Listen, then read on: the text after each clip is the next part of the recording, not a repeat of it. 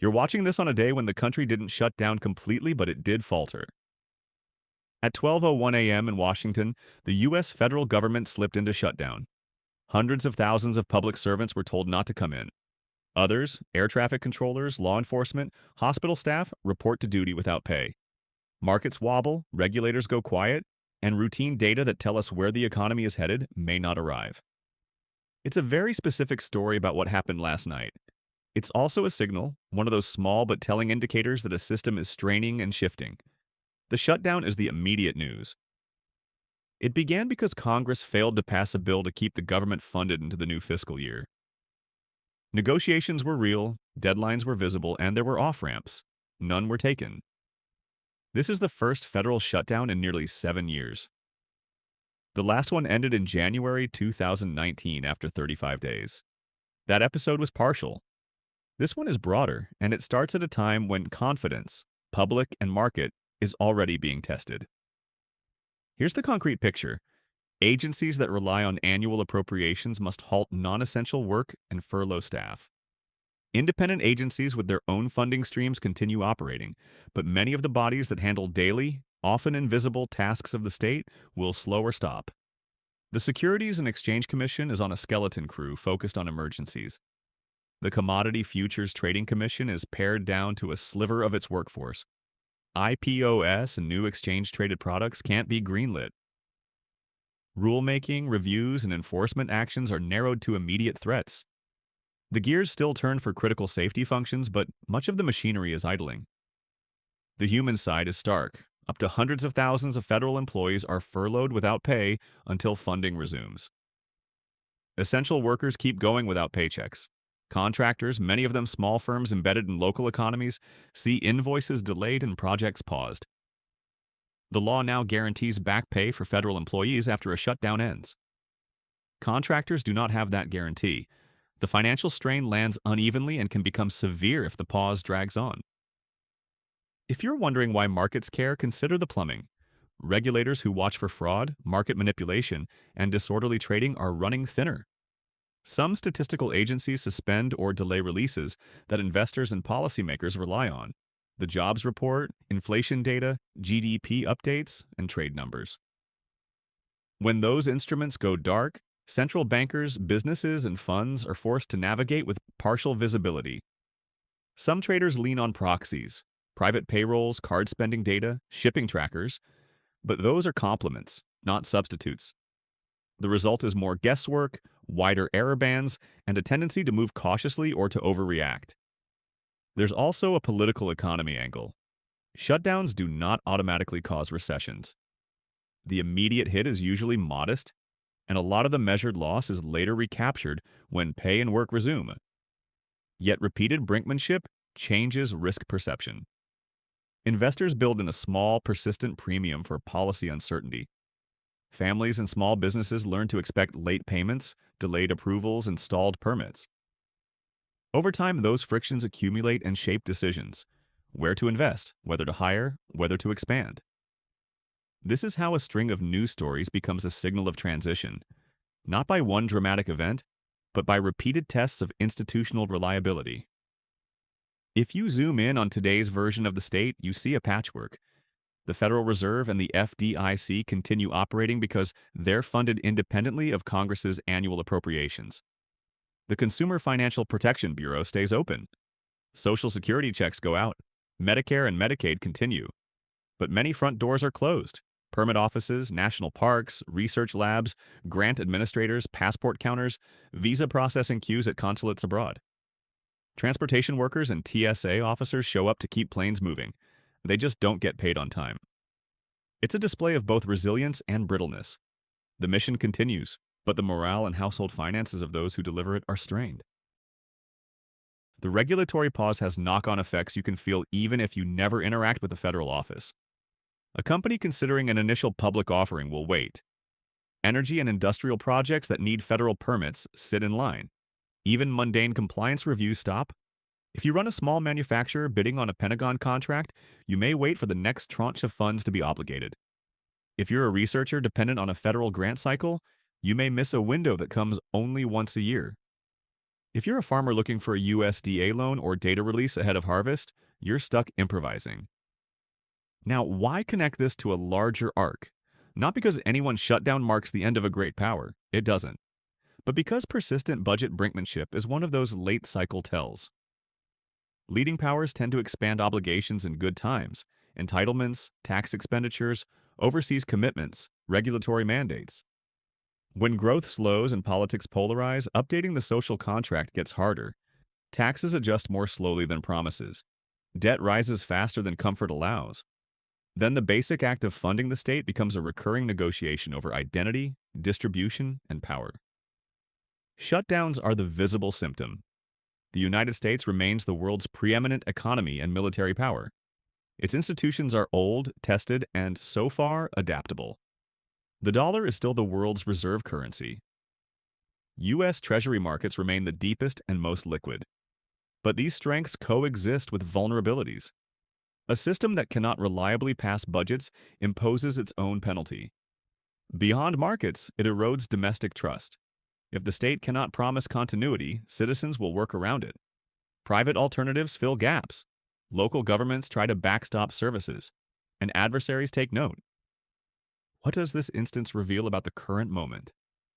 First, the country is trying to do many things at once: manage inflation, sustain growth, support a technologically intensive defense posture, accelerate industrial investment in chips and clean energy, rewire supply chains, and enforce tighter controls in strategic trade. That is a tall order even in quiet politics. In noisy politics, the friction multiplies. If the government temporarily can't approve grants, sign contracts, or release data, it's like asking a marathoner to hold her breath every mile. You can still finish the race, but the cost is higher, and the risk of misstep rises. Second, the shutdown lands after a period of significant policy activism. The last few years saw a surge in federal industrial policy: subsidies for semiconductors, clean energy tax credits, major infrastructure packages. That wave brought a backlog of projects that need permits, guidance, and agency staff to move from promise to execution. A funding lapse slows the handoff from legislation to lived reality. It also fuels a critique that big projects will never arrive on time, regardless of whether the bottleneck is capacity, legal challenge, or a calendar that keeps getting reset by politics. Third, the global context matters. The U.S. is in a strategic contest with China across technology, finance, and security. Washington has tightened export controls, limited flows of sensitive capital, and coordinated with allies on critical minerals, AI chips, and telecoms. These moves require an agile administrative state, specialists who write rules, monitor compliance, and update regimes as tech advances. A shutdown doesn't change the objectives, but it does pause the work. That's a cost visible to anyone trying to understand the tempo of U.S. strategy. Fourth, there's a soft power element. When the largest economy is unable to fund its government on schedule, partners and competitors infer something about its domestic cohesion. This is not decisive, but it is cumulative. Investors have long memories. So do allies who rely on timely appropriations for joint programs. And so do citizens who notice that public servants keeping air travel safe are asked to go without pay. To be clear, the United States has navigated worse: wars, depressions, energy shocks, inflation, financial crises. In each case, institutions adapted, but the adaptation was not automatic. It required choices that redistributed costs and benefits across society. Today's recurring shutdowns point to a political system that knows it needs to adjust, but cannot yet agree how.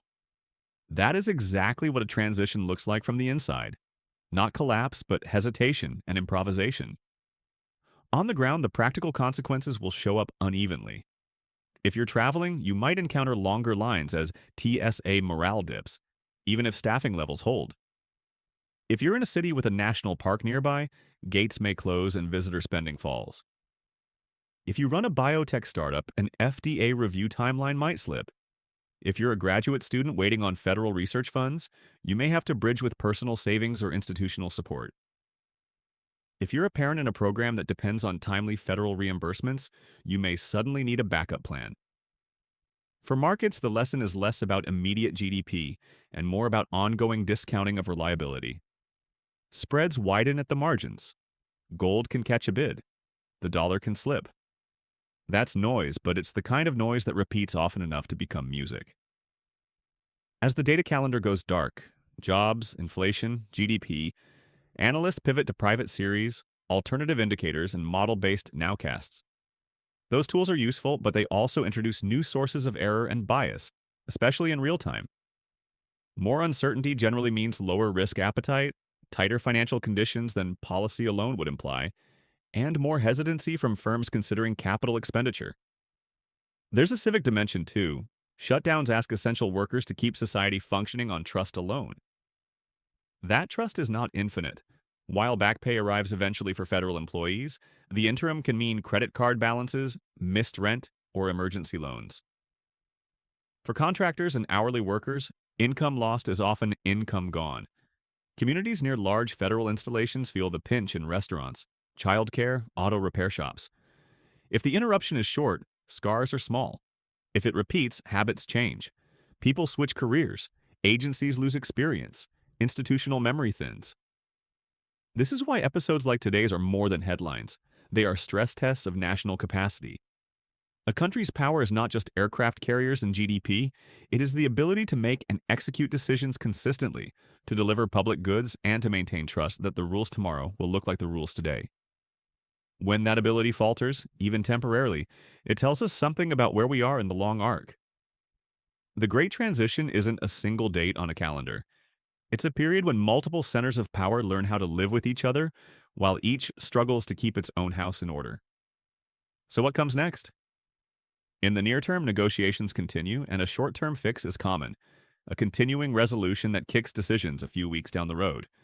Agencies call back staff, data releases resume, and markets breathe out. If that happens quickly, the measurable economic damage will likely be small. But if brinkmanship becomes the norm, the signal grows louder. Businesses will plan with more buffers and lower expectations for prompt approvals.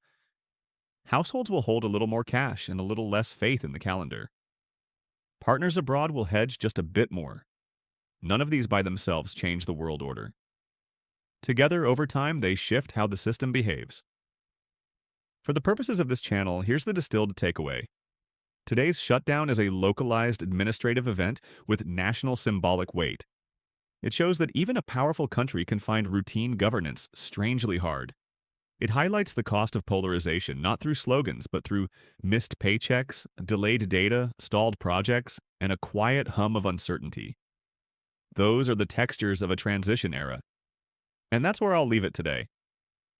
If you're in the US, what are you seeing where you live? Are national parks closed? Are you or people you know furloughed? If you're outside the US, are you noticing visa delays, research grants paused, or slower regulatory approvals? What feels different on the ground this week compared with a month ago? Share what you're seeing and how it's affecting you or your business in the comments. Your local signal might be the missing piece someone else needs to understand this moment more clearly.